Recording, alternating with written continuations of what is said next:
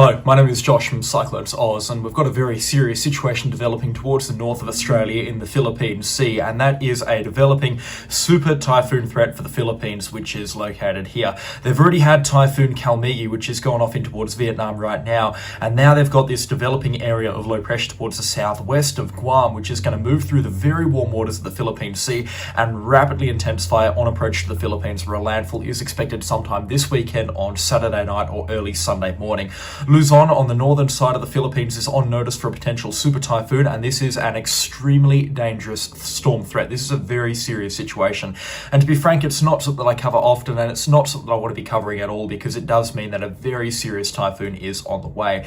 So what do we expect with Tropical Storm 32W, which is its official designation right now, but it's likely to be upgraded into a fully blown tropical storm with a proper name as it enters a Philippine area of responsibility in the next 24 hours, and then rapid intensification is expected to kick in. Well, we expect that rapid intensification to kick in very, very soon. The GFS forecast model, one of the more reliable ones for medium-range tropical cyclone forecasting, or typhoon forecasting as they're known in this part of the world, is suggesting that this system will undergo a period of rapid intensification, kicking off pretty much right now as that central dense overcast begins to develop. And as it moves between Palau down here and Guam through here, we're expecting this system to continue its development into a typhoon, which it is likely to achieve sometime later tonight. We're then expecting this super typhoon to begin its run up towards super typhoon status throughout the course of tomorrow, where extremely rapid, if not explosive, intensification is expected to kick off, and that's going to continue right through Friday and into early Saturday, as it will then be on approach to the Philippines at that point in time. We're expecting the system to approach major typhoon status, which is category 3 or stronger on the Saffir-Simpson hurricane scale, winds of 100 knots or greater, as it enters a Philippine area of responsibility sometime late on Friday or into early Saturday morning. Those sea temperatures will continue its run of extremely rapid intensification. It's going to be a large typhoon as it approaches the Philippines on Saturday, and then as it approaches its final stages of intensification through Saturday night and into early Sunday morning, we'll see this system begin to max out at around category 4 or category 5 strength status on the Saffir-Simpson hurricane scale. This means that this storm, by the time it approaches the Philippines, and this is the picture here for Saturday night into early Sunday morning, approaching the northern island of Luzon, where it's expected to have central pressure somewhere around 930 HPA and a wind intensity somewhere between 120 to 140 knots, with wind gusts likely as strong as 180 knots, particularly on the northern side of the system, which is expected to be the strongest one. It's moving through a very, very favorable environment, and through Sunday it is expected to continue intensifying as it approaches the Philippines and the northern tip of the Philippines around the Luzon area before making its landfall sometime on Sunday night. It's a very slightly weaker typhoon, still a very powerful and likely a super typhoon onto the northern tip of Luzon. Now, there are a few bits of good news in regard to this typhoon forecast. One is that it's making this landfall on the northern tip of Luzon, which means the worst of the storm is actually going to impact a comparatively lesser population centre, but areas north of Catanduanes Island through much of Luzon, and then into the east coast of Luzon, right through to the Batanes Islands in the areas towards the south of Taiwan, are expecting super typhoon conditions at some point, whether that's super typhoon wind gusts or a sustained impact from a very, very powerful typhoon of 130, 140 knots or so to make its crossing sometime late on Sunday night into early Monday morning.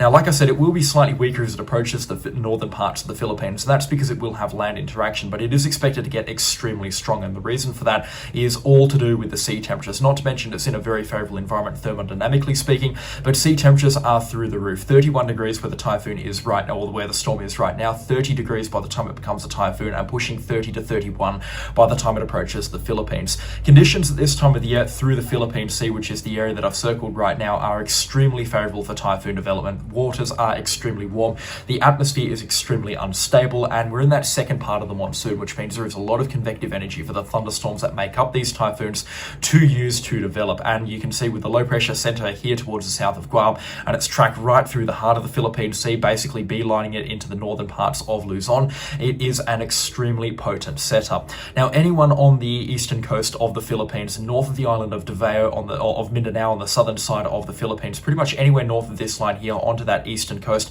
needs to pay very close attention to this very dangerous typhoon threat. That includes those around Legazpi City in the central parts of the Philippines, up to Catanduanes Island, and even through Manila. You are expecting typhoon conditions at some point, and especially through the northern parts of Luzon, where this typhoon is expected to make an extremely powerful direct hit, a direct landfall. So a very, very dangerous situation at this point in time. It is likely to reach category 4 status status at some point in its lifespan. It's also a good chance that it's going to reach Category 5 super typhoon status at some point in this blue circle here. Conditions are just extremely favorable for this typhoon. There's no two ways to put it. It is just a very, very favorable setup for this super typhoon to intensify. And there's also some great certainty between the forecast models at this point in time. So the Eastern WEF calling for that landfall Sunday night at around 10 or 11 o'clock local time on the central northern parts of Luzon. And if you contrast that to the GFS forecast, exact same spot at the exact same time at a similar intensity. And the Eastern WEF has that weaker bias because the system hasn't actually developed just yet. The GFS is calling for that same kind of intensity up around that super typhoon status. The ICON model calling for it as well.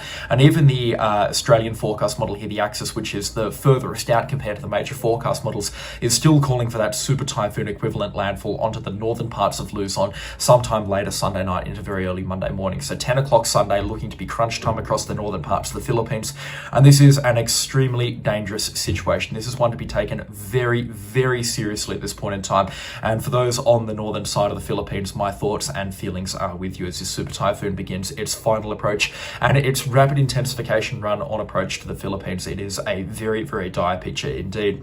I'm going to have some more information on this over the coming couple of days. So if this is your cup of tea, then please do consider subscribing. I've got plenty of time to be making these forecast updates, so I'm planning on releasing at least 2 or 3 a day, depending on how strong this super typhoon gets. But it is a very serious situation, and to Australia's north, this is having a bit of an impact on the Australian weather scene as well. I'll get to that in a Australia-only forecast update tomorrow. Anyways, that is all that I have time for now. A special shout out, of course, to our channel sponsors and our supporters over on Facebook, but that'll be all from me today, and I'll catch you on the next storm. Goodbye.